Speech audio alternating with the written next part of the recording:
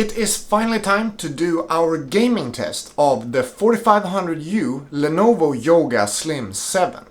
I am W2Best and I make in-depth gear reviews and tutorial, and if you like this kind of content after watching it, it would be super nice if you want to subscribe to this channel. That gives me a lot of motivation moving forward.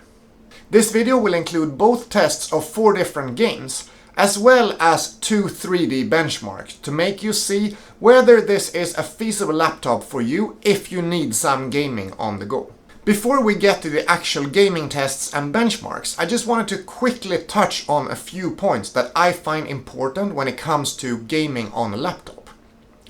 The first one is whether it works to game on battery power. On many Intel-based laptops, I find that it's really hard to game once you go to battery power and not stay plugged in. With these AMD APUs, it really works as well to play on battery power as it does when you're plugged in.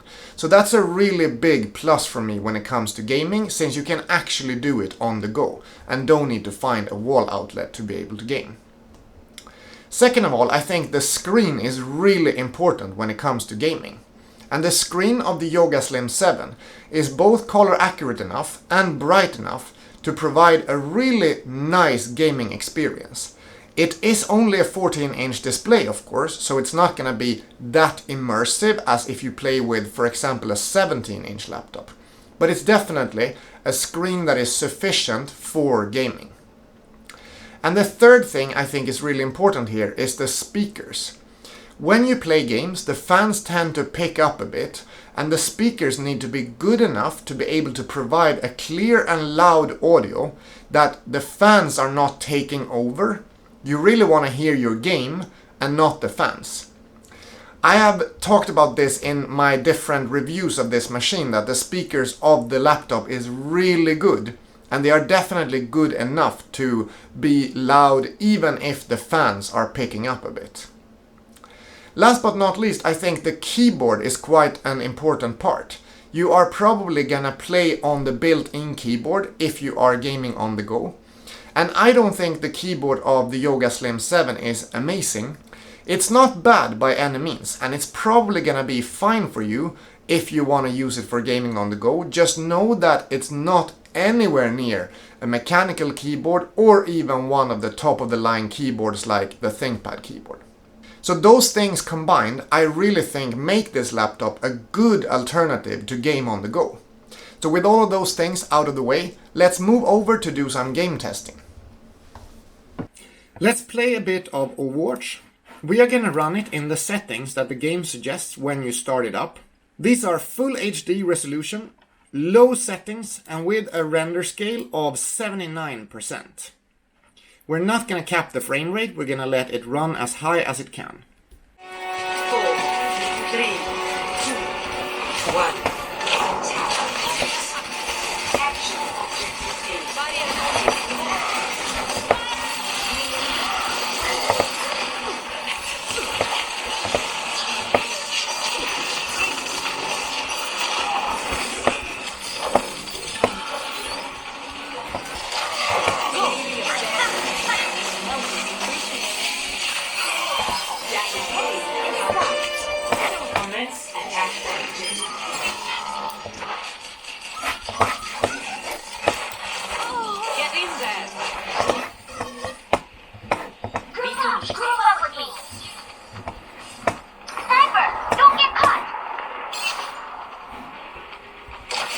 Barriers on you.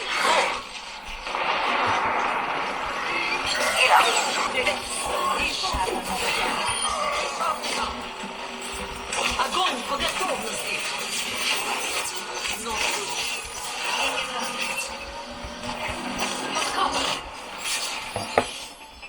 Victory.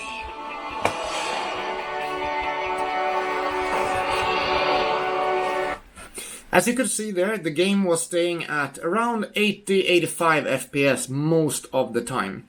Sometimes it drops a bit lower, but it's not uncomfortable to play anytime during the game. I wouldn't really feel comfortable to raise this up to medium settings. I think low settings with a bit lower render scale is the way to play Overwatch here. If you raise it to higher graphics settings, you are gonna end up dropping frames quite a lot more, and it will be harder to have a good feeling of the gameplay.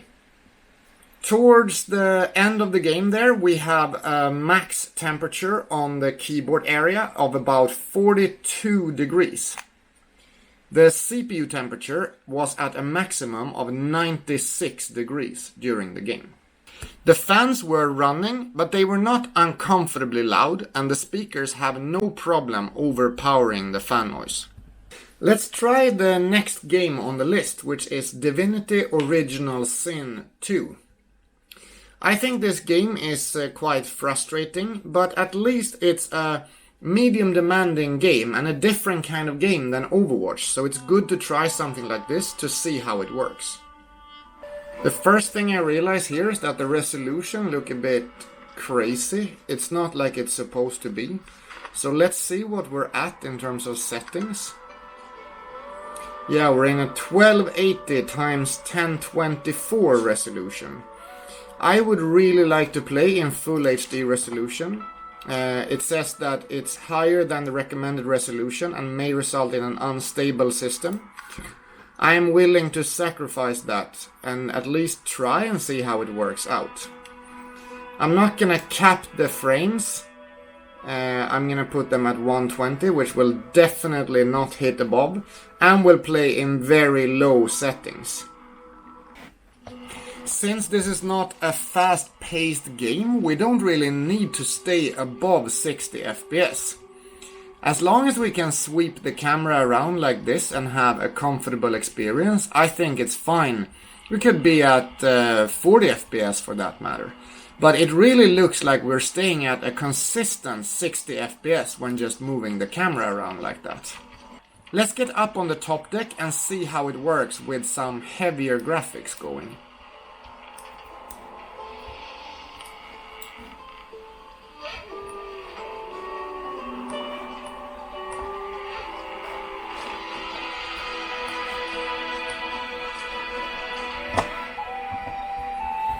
We're dropping down, of course, with this ocean around here, and we're around 50, between 50 and 60 most of the time. Still pretty good. Yeah, we drop below 50. Rest easy in the Hall of Echoes. Gareth pauses. Divinity Original Sin II plays almost all of the time above 50 FPS, as you could see up here on the fraps counter. It is a really comfortable experience to play this game, so I would have no problem at all to do it with this laptop. However, I would not move up to higher settings than very low, because as you can see here, when we get some more water in the screen and a bit more of the ship, we are down to about 40-43 FPS, and I wouldn't want to go lower than 40 FPS with this kind of gameplay. We are at a maximum temperature on the keyboard area at 43 degrees up top here. The max temperature actually reached 102 degrees during this play now. That's a lot hotter than I've been able to push the 4500U before, and I really wonder if that was going on for a long time. But yeah, 102 degrees as a max temperature. But now when the game is currently playing, we are at 71 degrees. So hopefully this 102 was just for a brief period of time. The next game we try out is Doom. And when I start this game, we can hear the fans picking up a bit more than what they have done before. I have the game stats running over here in the right corner and then Fraps FPS counter in the left corner. And we'll check what settings the game has suggested us to play in.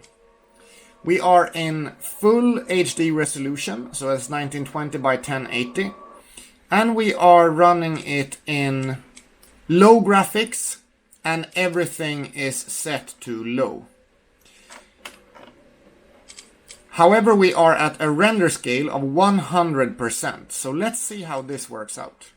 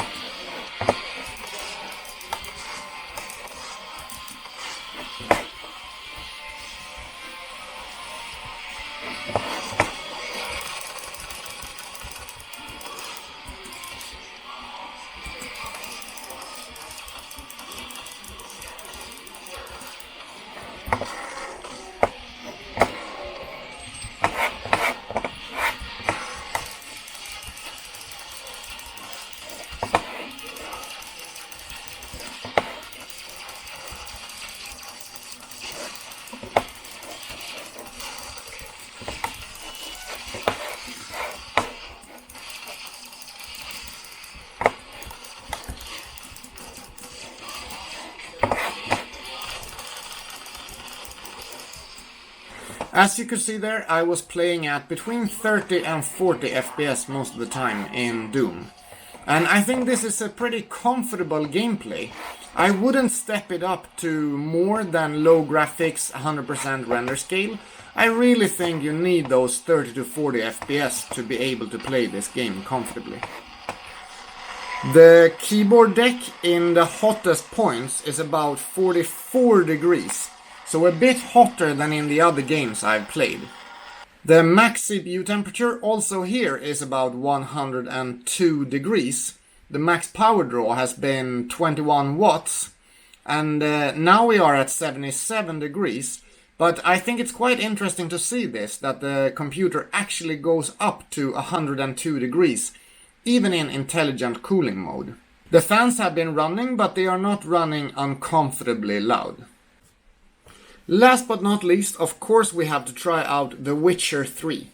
One of the heavier games, but that worked pretty well on this kind of laptop, as long as you don't feel like you have to get up to 60 FPS to be able to play it comfortably. The settings we play here are the low settings, but with full HD. We play without NVIDIA Hairworks on, and then everything else is just set to low.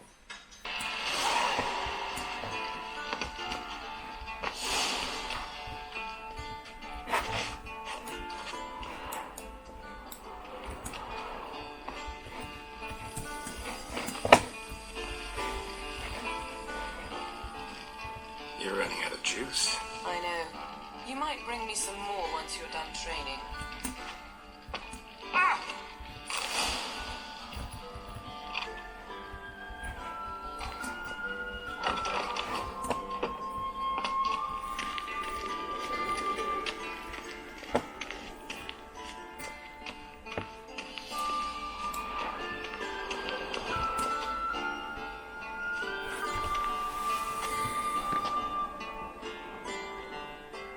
Witcher's fast asleep. Ciri's disappeared somewhere, of course.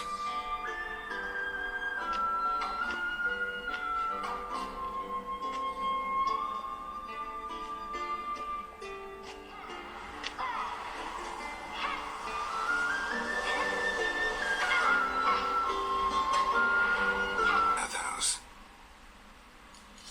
To the bottom. Maybe if you fall.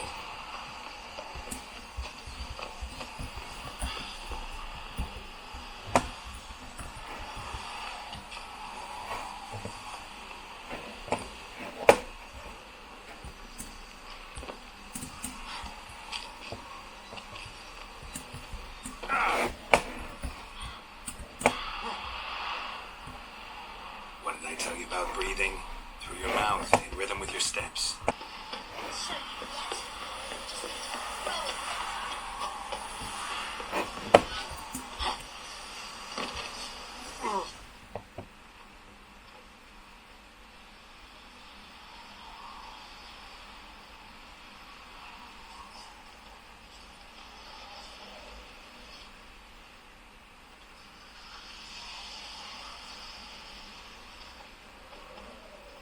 Anything to say for yourself, young lady?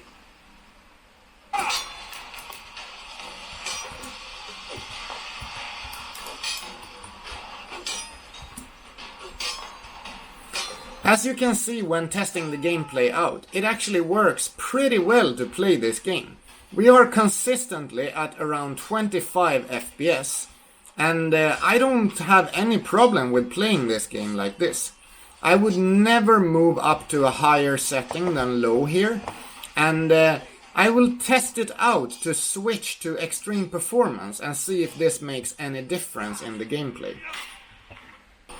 We are now running in extreme performance, and as you can see, there is no difference. We are still at 24, 25, 26 FPS. But still, this is pretty playable. It's not as good as with the 4700U, but it's still a playable experience. The hottest part of the keyboard is about 43 degrees. The max temperature of the CPU was 95 degrees during that gameplay. Let's try out Firestrike Benchmark. When starting in this idle state, we are between 40 and 45 degrees on the CPU. And the surface temperature is around 30 degrees.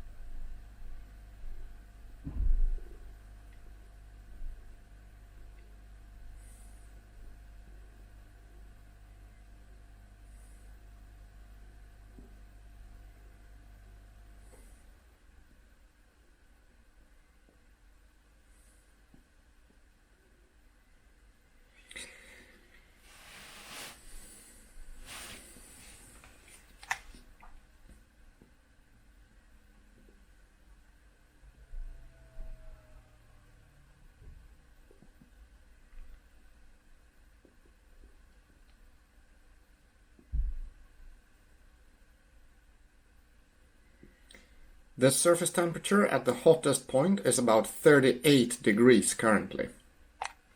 The fans are not running loud at all.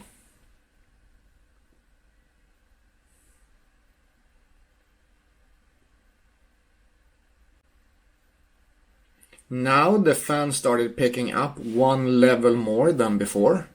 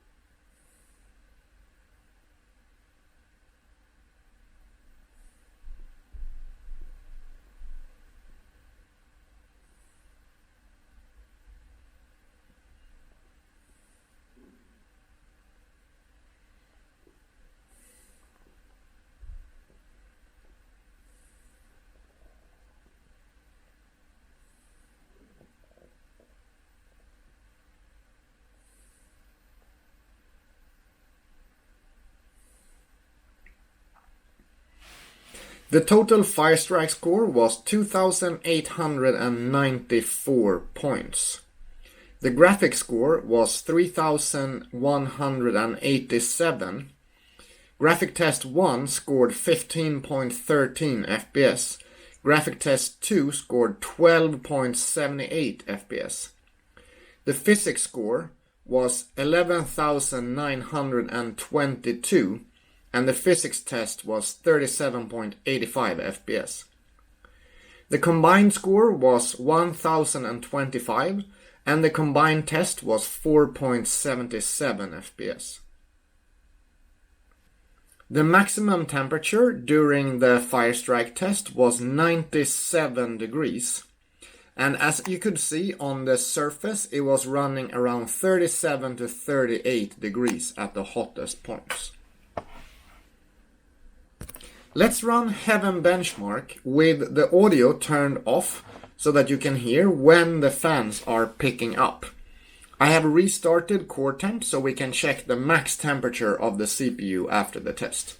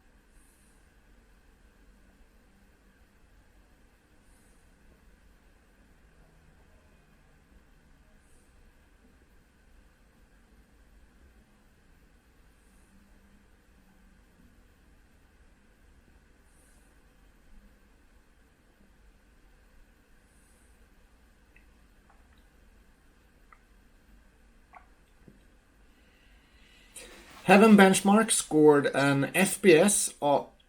Heaven Benchmark scored 701 points with an average FPS of 27.8. Minimum FPS was 19 and maximum FPS was 54.8. The surface temperature now towards the end of the test is reaching close to 40 degrees in the hottest spots. The max CPU temperature during the test was 91 degrees.